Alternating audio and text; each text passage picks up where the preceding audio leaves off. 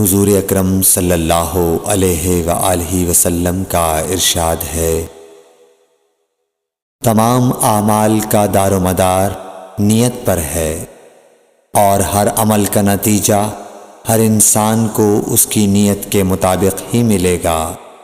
پس جس کی ہجرت دولت دنیا حاصل کرنے کے لیے ہو یا کسی عورت سے شادی کی غرض سے ہو، پس اس کی ہجرت انہی چیزوں کے لیے ہوگی جن کے حاصل کرنے کی نیت سے اس نے ہجرت کی۔ صحیح بخاری حدیث نمبر 1۔ حضور اکرم صلی اللہ علیہ وآلہ وسلم نے فرمایا کہ وحی نازل ہوتے وقت کبھی مجھ کو گھنٹی کی سی آواز محسوس ہوتی ہے، اور وحی کی یہ کیفیت مجھ پر بہت شاق گزرتی ہے۔ جب یہ کیفیت ختم ہوتی ہے تو میرے دل و دماغ پر اس فرشتے کے ذریعے نازل شدہ وحی محفوظ ہو جاتی ہے، اور کسی وقت ایسا ہوتا ہے کہ فرشتہ بشکل انسان میرے پاس آتا ہے اور مجھ سے کلام کرتا ہے، پس میں اس کا کہا ہوا یاد رکھ لیتا ہوں۔ صحیح بخاری حدیث نمبر 2۔ حضرت صلی اللہ علیہ وآلہ وسلم پر وحی کا ابتدائی دور اچھے سچے پاکیزہ خوابوں سے شروع ہوا۔ آپ خواب میں جو کچھ دیکھتے وہ صبح کی روشنی کی طرح صحیح اور سچا ثابت ہوتا۔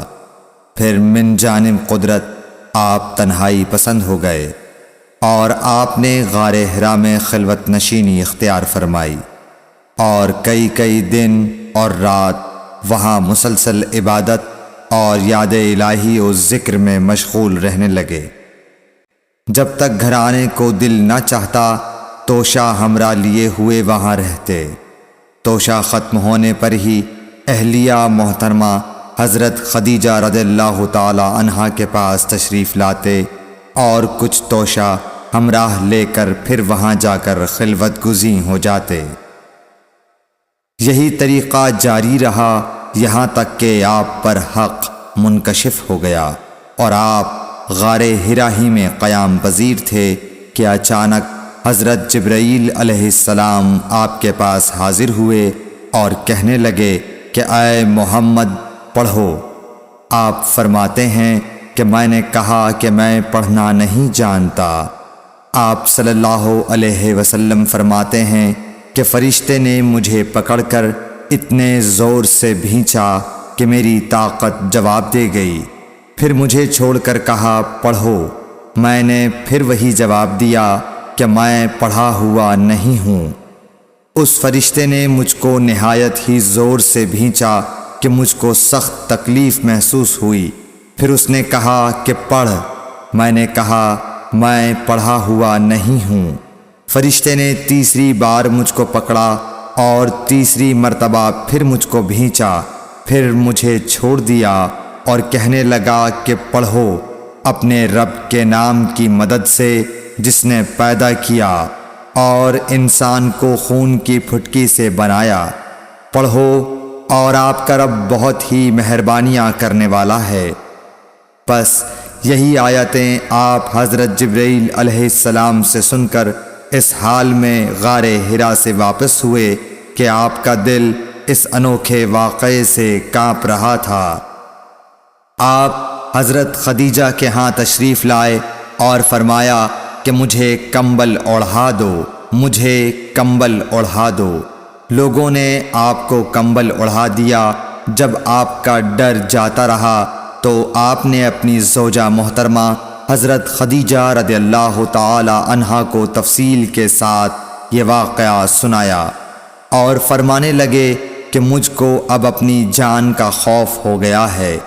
آپ کی اہلیہ محترمہ حضرت خدیجہ رضی اللہ تعالی عنہا نے آپ کی ڈھارس بندھائی اور کہا کہ آپ کا خیال صحیح نہیں ہے۔ اللہ کی قسم آپ کو اللہ کبھی رسوا نہیں کرے گا۔ آپ تو اخلاق فاضلہ کے مالک ہیں، آپ تو کنبہ پرور ہیں، بے کسوں کا بوجھ اپنے سر پر رکھتے ہیں، مفلسوں کے لیے آپ کماتے ہیں، مہمان نوازی میں آپ بے مثال ہیں، اور مشکل وقت میں آپ امر حق کا ساتھ دیتے ہیں۔ ایسے اوصاف حسنہ والا انسان یوں بے وقت ذلت و خواری کی موت نہیں پا سکتا۔ پھر مزید تسلی کے لیے حضرت خدیجہ رضی اللہ تعالی عنہا آپ کو ورقہ بن نوفل کے پاس لے گئیں، جو ان کے چچا زاد بھائی تھے اور زمانہ جاہلیت میں نصرانی مذہب اختیار کر چکے تھے اور عبرانی زبان کے کاتب تھے۔ چنانچہ انجیل کو بھی حسب منشائے خداوندی عبرانی زبان میں لکھا کرتے تھے۔ انجیل سریانی زبان میں نازل ہوئی تھی، پھر اس کا ترجمہ عبرانی زبان میں ہوا۔ ورقہ اسی کو لکھتے تھے۔ وہ بہت بوڑھے ہو گئے تھے، یہاں تک کہ ان کی بینائی بھی رخصت ہو چکی تھی۔ حضرت خدیجہ رضی اللہ تعالی عنہا نے ان کے سامنے آپ کے حالات بیان کیے اور کہا کہ اے چچا زاد بھائی، اپنے بھتیجے محمد صلی اللہ علیہ وسلم کی زبانی ذرا ان کی کیفیت سن لیجئے۔ وہ بولے کہ بھتیجے، آپ نے جو کچھ دیکھا ہے اس کی تفصیل سناؤ۔ چنانچہ آپ صلی اللہ علیہ وآلہ وسلم نے از اول تا آخر پورا واقعہ سنایا، جسے سن کر ورقہ بے اختیار ہو کر بول اٹھے کہ یہ تو وہی ناموس معزز رازدان فرشتہ ہے جسے اللہ نے حضرت موسیٰ علیہ السلام پر وحی دے کر بھیجا تھا۔ کاش میں آپ کے اس عہد نبوت کے شروع ہونے پر جواں عمر ہوتا، کاش میں اس وقت تک زندہ رہتا جب کہ آپ کی قوم آپ کو اس شہر سے نکال دے گی۔ رسول کریم صلی اللہ علیہ وآلہ وسلم نے یہ سن کر تعجب سے پوچھا کہ کیا وہ لوگ مجھ کو نکال دیں گے، حالانکہ میں تو ان میں صادق و امین و مقبول ہوں۔ ورقہ بولا، ہاں یہ سب کچھ سچ ہے، مگر جو شخص بھی آپ کی طرح امر حق لے کر آیا لوگ اس کے دشمن ہی ہو گئے ہیں۔ اگر مجھے آپ کی نبوت کا وہ زمانہ مل جائے تو میں آپ کی پوری مدد کروں گا۔ مگر ورقہ کچھ دنوں کے بعد انتقال کر گئے، پھر کچھ عرصے تک وحی کی آمد موقوف رہی۔ صحیح بخاری حدیث نمبر 3۔ حضور اکرم صلی اللہ علیہ وآلہ وسلم نے وحی کے رک جانے کے زمانے کے حالات بیان فرماتے ہوئے کہا کہ ایک روز میں چلا جا رہا تھا کہ اچانک میں نے آسمان کی طرف ایک آواز سنی اور میں نے اپنا سر آسمان کی طرف اٹھایا۔ کیا دیکھتا ہوں کہ وہی فرشتہ جو میرے پاس غار حرا میں آیا تھا وہ آسمان و زمین کے بیچ میں ایک کرسی پر بیٹھا ہوا ہے۔ میں اس سے ڈر گیا اور گھر آنے پر میں نے پھر کمبل اوڑھنے کی خواہش ظاہر کی۔ اس وقت اللہ پاک کی طرف سے یہ آیات نازل ہوئیں، اے لحاف اوڑھ کر لیٹنے والے، اٹھ کھڑا ہو اور لوگوں کو عذاب الہی سے ڈرا، اور اپنے رب کی بڑائی بیان کر، اور اپنے کپڑوں کو پاک صاف رکھ اور گندگی سے دور رہ۔ اس کے بعد وہی تیزی کے ساتھ پے در پے آنے لگی۔ صحیح بخاری حدیث نمبر 4۔ رسول اللہ صلی اللہ علیہ وآلہ وسلم نزول قرآن کے وقت بہت سختی محسوس فرمایا کرتے تھے، اور اس کی علامتوں میں سے ایک یہ تھی کہ یاد کرنے کے لیے آپ اپنے ہونٹوں کو ہلاتے تھے۔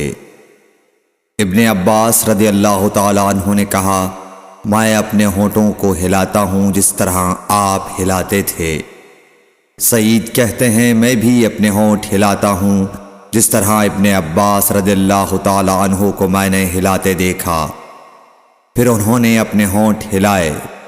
ابن عباس رضی اللہ تعالیٰ عنہ نے کہا، پھر یہ آیت اتری کہ اے محمد، قرآن کو جلد جلد یاد کرنے کے لیے اپنی زبان نہ ہلاؤ، اس کا جمع کر دینا اور پڑھا دینا ہمارا ذمہ ہے۔ حضرت ابن عباس رضی اللہ تعالی عنہ کہتے ہیں، یعنی قرآن آپ صلی اللہ علیہ وآلہ وسلم کے دل میں جما دینا اور پڑھا دینا ہمارے ذمے ہے۔ پھر جب ہم پڑھ چکے تو اس پڑھے ہوئے کی اتباع کرو۔ ابن عباس رضی اللہ تعالی عنہ فرماتے ہیں، اس کا مطلب یہ ہے آپ اس کو خاموشی کے ساتھ سنتے رہو، اس کے بعد مطلب سمجھا دینا ہمارے ذمے ہے، پھر یقیناً یہ ہماری ذمہ داری ہے کہ آپ اس کو پڑھو، یعنی اس کو محفوظ کر سکو۔ چنانچہ اس کے بعد جب آپ کے پاس حضرت جبرائیل علیہ السلام وحی لے کر آتے تو آپ توجہ سے سنتے، جب وہ چلے جاتے تو رسول اللہ صلی اللہ علیہ وسلم اس وحی کو اس طرح پڑھتے جس طرح حضرت جبرائیل علیہ السلام نے اسے پڑھا تھا۔ صحیح بخاری حدیث نمبر 5۔ رسول اللہ صلی اللہ علیہ وآلہ وسلم سب لوگوں سے زیادہ جواد سخی تھے، اور رمضان میں دوسرے اوقات کے مقابلے میں جب جبرائیل علیہ السلام آپ صلی اللہ علیہ وآلہ وسلم سے ملتے بہت ہی زیادہ جود و کرم فرماتے۔ جبرائیل علیہ السلام رمضان کی ہر رات میں آپ صلی اللہ علیہ وآلہ وسلم سے ملاقات کرتے اور آپ کے ساتھ قرآن کا دورہ کرتے۔ غرض حضرت صلی اللہ علیہ وآلہ وسلم لوگوں کو بھلائی پہنچانے میں بارش لانے والی ہوا سے بھی زیادہ جود و کرم فرمایا کرتے تھے۔ صحیح بخاری حدیث نمبر 6۔ ہرقل شاہ روم نے قریش کے قافلے میں ایک آدمی بلانے کو بھیجا، اور اس وقت یہ لوگ تجارت کے لیے ملک شام گئے ہوئے تھے، اور یہ وہ زمانہ تھا جب رسول اللہ صلی اللہ علیہ وسلم نے قریش اور ابو سفیان سے ایک وقتی عہد کیا ہوا تھا۔ جب ابو سفیان اور دوسرے لوگ ہرقل کے پاس ایلیا پہنچے جہاں ہرقل نے دربار طلب کیا تھا، اس کے گرد روم کے بڑے بڑے لوگ، علماء، وزراء و امراء بیٹھے ہوئے تھے۔ ہرقل نے ان کو اور اپنے ترجمان کو بلوایا، پھر ان سے پوچھا کہ تم میں سے کون شخص مدعی رسالت کا زیادہ قریبی عزیز ہے؟ ابو سفیان کہتے ہیں کہ میں بول اٹھا کہ میں اس کا سب سے زیادہ قریبی رشتہ دار ہوں۔ یہ سن کر ہرقل نے حکم دیا کہ اس ابو سفیان کو میرے قریب لا کر بٹھاؤ اور اس کے ساتھیوں کو اس کی پیٹھ کے پیچھے بٹھا دو۔ پھر اپنے ترجمان سے کہا کہ ان لوگوں سے کہہ دو کہ میں ابو سفیان سے اس شخص یعنی محمد صلی اللہ علیہ وسلم کے حالات پوچھتا ہوں، اگر یہ مجھ سے کسی بات میں جھوٹ بول دے تو تم اس کا جھوٹ ظاہر کر دینا۔ ابو سفیان کا قول ہے کہ خدا کی قسم اگر مجھے یہ غیرت نہ آتی کہ یہ لوگ مجھ کو جھٹلائیں گے تو میں آپ صلی اللہ علیہ وسلم کی نسبت ضرور غلط گوئی سے کام لیتا۔ خیر، پہلی بات جو ہرقل نے مجھ سے پوچھی وہ یہ کہ اس شخص کا خاندان تم لوگوں میں کیسا ہے؟ میں نے کہا وہ تو بڑے اونچے عالی نسب والے ہیں۔ کہنے لگا اس سے پہلے بھی کسی نے تم لوگوں میں ایسی بات کہی تھی؟ میں نے کہا نہیں۔ کہنے لگا اچھا اس کے بڑوں میں کوئی بادشاہ ہوا ہے؟ میں نے کہا نہیں۔ پھر اس نے کہا بڑے لوگوں نے اس کی پیروی اختیار کی ہے یا کمزوروں نے؟ میں نے کہا نہیں، کمزوروں نے۔ پھر کہنے لگا اس کے تابعدار روز بڑھتے جاتے ہیں یا کوئی ساتھی پھر بھی جاتا ہے؟ میں نے کہا نہیں۔ کہنے لگا کیا اپنے اس دعوی نبوت سے پہلے کبھی کسی بھی موقع پر اس نے جھوٹ بولا ہے؟ میں نے کہا نہیں، اور اب ہماری اس سے صلح کی ایک مقررہ مدت ٹھہری ہوئی ہے، معلوم نہیں وہ اس میں کیا کرنے والا ہے۔ ابو سفیان کہتے ہیں میں اس بات کے سوا اور کوئی جھوٹ اس گفتگو میں شامل نہ کر سکا۔ ہرقل نے کہا کیا تمہاری اس سے کبھی لڑائی بھی ہوئی ہے؟ ہم نے کہا کہ ہاں۔ بولا پھر تمہاری اور اس کی جنگ کا کیا حال ہوتا ہے؟ میں نے کہا لڑائی ڈول کی طرح ہے، کبھی وہ ہم سے میدان جنگ جیت لیتے ہیں اور کبھی ہم ان سے جیت لیتے ہیں۔ ہرقل نے پوچھا وہ تمہیں کس بات کا حکم دیتا ہے؟ میں نے کہا وہ کہتا ہے کہ صرف ایک اللہ ہی کی عبادت کرو، اس کا کسی کو شریک نہ بناؤ، اور اپنے باپ دادا کی شرک کی باتیں چھوڑ دو، اور ہمیں نماز پڑھنے، سچ بولنے، پرہیزگاری اور صلہ رحمی کا حکم دیتا ہے۔ یہ سب سن کر پھر ہرقل نے اپنے ترجمان سے کہا کہ ابو سفیان سے کہہ دے کہ میں نے تم سے اس کا نسب پوچھا تو تم نے کہا کہ وہ ہم سے عالی نسب ہے، اور پیغمبر اپنی قوم میں عالی نسب ہی بھیجے جایا کرتے ہیں۔ میں نے تم سے پوچھا کہ دعویٰ نبوت کی یہ بات تمہارے اندر اس سے پہلے کسی اور نے بھی کہی تھی؟ تو تم نے جواب دیا کہ نہیں۔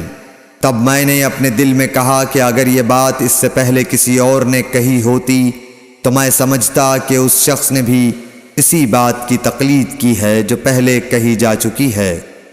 میں نے تم سے پوچھا کہ اس کے بڑوں میں کوئی بادشاہ بھی گزرا ہے تو تم نے کہا کہ نہیں۔ تو میں نے دل میں کہا کہ ان کے بزرگوں میں سے کوئی بادشاہ ہوا ہوگا تو کہہ دوں گا کہ وہ شخص اس بہانے اپنے آباء و اجداد کی بادشاہت اور ان کا ملک دوبارہ حاصل کرنا چاہتا ہے۔ اور میں نے تم سے پوچھا کہ اس بات کے کہنے یعنی پیغمبری کا دعویٰ کرنے سے پہلے تم نے کبھی اس کو دروغ گوئی کا الزام لگایا ہے؟ تم نے کہا کہ نہیں۔ تو میں نے سمجھ لیا کہ جو شخص آدمیوں کے ساتھ دروغ گوئی سے بچے وہ اللہ کے بارے میں کیسے جھوٹی بات کہہ سکتا ہے۔ اور میں نے تم سے پوچھا کہ بڑے لوگ اس کے پیرو ہوتے ہیں یا کمزور آدمی؟ تم نے کہا کمزوروں نے اس کی اتباع کی ہے۔ تو دراصل یہی لوگ پیغمبروں کے متبعین ہوتے ہیں۔ اور میں نے تم سے پوچھا کہ اس کے ساتھی بڑھ رہے ہیں یا کم ہو رہے ہیں؟ تم نے کہا کہ وہ بڑھ رہے ہیں، اور ایمان کی کیفیت یہی ہوتی ہے حتیٰ کہ وہ کامل ہو جاتا ہے۔ اور میں نے تم سے پوچھا کہ آیا کوئی شخص اس کے دین سے ناخوش ہو کر مرتد بھی ہو جاتا ہے؟ تم نے کہا نہیں۔ تو ایمان کی خاصیت بھی یہی ہے، جن کے دلوں میں اس کی مسرت رچ بس جائے وہ اس سے لوٹا نہیں کرتے۔ اور میں نے تم سے پوچھا کہ آیا وہ کبھی عہد شکنی کرتے ہیں؟ تم نے کہا نہیں۔ پیغمبروں کا یہی حال ہوتا ہے، وہ عہد کی خلاف ورزی نہیں کرتے۔ اور میں نے تم سے کہا کہ وہ تم سے کس چیز کے لیے کہتے ہیں؟ تم نے کہا کہ وہ ہمیں حکم دیتے ہیں کہ اللہ کی عبادت کرو، اس کے ساتھ کسی کو شریک نہ ٹھہراؤ، اور تمہیں بتوں کی پرستش سے روکتے ہیں، سچ بولنے اور پرہیزگاری کا حکم دیتے ہیں۔ لہٰذا اگر یہ باتیں جو تم کہہ رہے ہو سچ ہیں تو ان قریب وہ اس جگہ کا مالک ہو جائے گا کہ جہاں میرے یہ دونوں پاؤں ہیں۔ مجھے معلوم تھا کہ وہ پیغمبر آنے والا ہے، مگر مجھے یہ معلوم نہیں تھا کہ وہ تمہارے اندر ہوگا۔ اگر میں جانتا کہ اس تک پہنچ سکوں گا تو اس سے ملنے کے لیے ہر تکلیف گوارا کرتا۔ اگر میں اس کے پاس ہوتا تو اس کے پاؤں دھوتا۔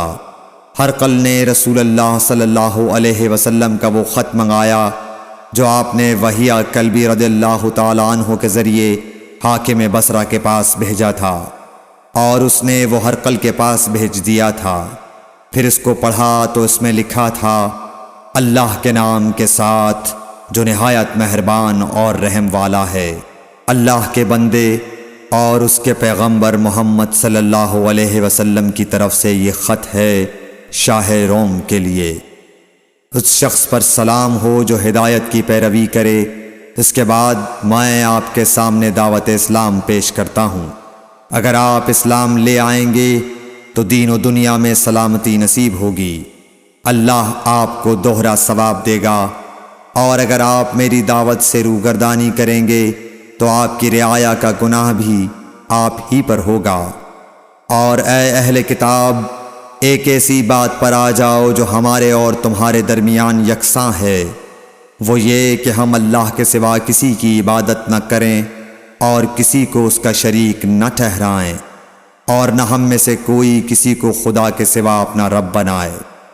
پھر اگر وہ اہل کتاب اس کتاب سے منہ پھیر لیں تو مسلمانوں تم ان سے کہہ دو کہ تم مانو یا نہ مانو، ہم ایک خدا کے اطاعت گزار ہیں۔ ابو سفیان کہتے ہیں جب ہرقل نے جو کچھ کہنا تھا کہہ دیا اور خط پڑھ کر فارغ ہوا تو اس کے ارد گرد بہت شور و غوغا ہوا، بہت سی آوازیں اٹھیں اور ہمیں باہر نکال دیا گیا۔ تب میں نے اپنے ساتھیوں سے کہا کہ ابو کبشہ کے بیٹے حضرت صلی اللہ علیہ وسلم کا معاملہ تو بہت بڑھ گیا، دیکھو تو اس سے بنی اصفر روم کا بادشاہ بھی ڈرتا ہے۔ مجھے اس وقت سے اس بات کا یقین ہو گیا کہ حضور صلی اللہ علیہ وسلم ان قریب غالب ہو کر رہیں گے، حتیٰ کہ اللہ نے مجھے مسلمان کر دیا۔ راوی کا بیان ہے کہ ابن ناطور ایلیا کا حاکم ہرقل کا مصاحب اور شام کے نصارہ کا لاٹ پادری بیان کرتا تھا کہ ہرقل جب ایلیا آیا ایک دن صبح کو پریشان اٹھا تو اس کے درباریوں نے دریافت کیا کہ آج ہم آپ کی حالت بدلی ہوئی پاتے ہیں، کیا وجہ ہے؟ ابن ناطور کا بیان ہے کہ ہرقل نجومی تھا، علم نجوم میں وہ پوری مہارت رکھتا تھا۔ اس نے اپنے ہم نشینوں کو بتایا کہ میں نے آج رات ستاروں پر نظر ڈالی تو دیکھا کہ ختنہ کرنے والوں کا بادشاہ ہمارے ملک پر غالب آ گیا ہے۔ بھلا اس زمانے میں کون لوگ ختنہ کرتے ہیں؟ انہوں نے کہا کہ یہود کے سوا کوئی ختنہ نہیں کرتا، سو ان کی وجہ سے پریشان نہ ہوں۔ سلطنت کے تمام شہروں میں یہ حکم لکھ بھیجیے کہ وہاں جتنے یہودی ہوں سب قتل کر دیے جائیں۔ وہ لوگ انہی باتوں میں مشغول تھے کہ ہرقل کے پاس ایک آدمی لایا گیا جسے شاہ غسان نے بھیجا تھا۔ اس نے رسول اللہ صلی اللہ علیہ وسلم کے حالات بیان کیے۔ جب ہرقل نے سارے حالات سن لیے تو کہا کہ جا کر دیکھو وہ ختنہ کیے ہوئے ہے یا نہیں۔ انہوں نے اسے دیکھا تو بتلایا کہ وہ ختنہ کیا ہوا ہے۔ ہرقل نے جب اس شخص سے عرب کے بارے میں پوچھا تو اس نے بتلایا کہ وہ ختنہ کرتے ہیں۔ تب ہرقل نے کہا کہ یہی محمد صلی اللہ علیہ وسلم اس امت کے بادشاہ ہیں جو پیدا ہو چکے ہیں۔ پھر اس نے اپنے ایک دوست کو رومیہ خط لکھا اور وہ بھی علم نجوم میں ہرقل کی طرح ماہر تھا۔ پھر وہاں سے ہرقل حمص چلا گیا، ابھی حمص سے نکلا نہیں تھا کہ اس کے دوست کا خط اس کے جواب میں آ گیا۔ اس کی رائے بھی حضور صلی اللہ علیہ وسلم کے ظہور کے بارے میں ہرقل کے موافق تھی کہ محمد صلی اللہ علیہ وسلم واقعی پیغمبر ہیں۔ اس کے بعد ہرقل نے روم کے بڑے آدمیوں کو اپنے حمص کے محل میں طلب کیا اور اس کے حکم سے محل کے دروازے بند کر لیے گئے۔ پھر وہ اپنے خاص محل سے باہر آیا اور کہا، اے روم والو، کیا ہدایت اور کامیابی میں کچھ حصہ تمہارے لیے بھی ہے؟ اگر تم اپنی سلطنت کی بقا چاہتے ہو تو پھر اس نبی صلی اللہ علیہ وسلم کی بیعت کر لو اور مسلمان ہو جاؤ۔ یہ سننا تھا کہ پھر لوگ وحشی گدھوں کی طرح دروازوں کی طرف دوڑے، مگر انہیں بند پایا۔ آخر جب ہرقل نے اس بات سے ان کی یہ نفرت دیکھی اور ان کے ایمان لانے سے مایوس ہو گیا تو کہنے لگا کہ ان لوگوں کو میرے پاس لاؤ۔ جب وہ دوبارہ آئے تو اس نے کہا، میں نے جو بات کہی تھی اس سے تمہاری دینی پختگی کی آزمائش مقصود تھی، سو وہ میں نے دیکھ لی۔ تب یہ بات سن کر وہ سب کے سب اس کے سامنے سجدے میں گر پڑے اور اس سے خوش ہو گئے۔ بالآخر ہرقل کی آخری حالت یہی رہی۔ صحیح بخاری حدیث نمبر 7۔